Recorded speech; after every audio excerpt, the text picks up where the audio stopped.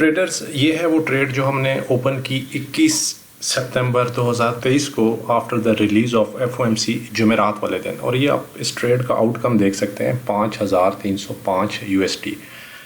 यहाँ पर सीखने की बात ये है कि बाइंग हमने कहीं पर भी नहीं की यहाँ पर, क्योंकि ट्रेंड शॉर्ट का था। सिर्फ ये 3 जगह पर हमारा स्टॉप लॉस हिट हुआ है, ये भी माइनर ट्रेड के ऊपर, और इसकी जो डिटेल है वो आपको ट्रेड आइडिया के अंदर दे दी गई है।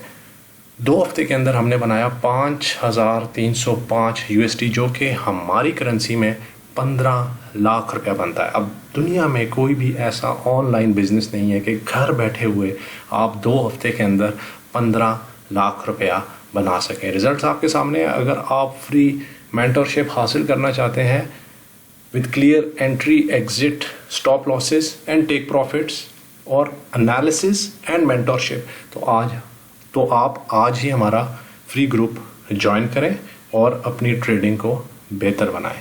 Thank you and good luck. Bye.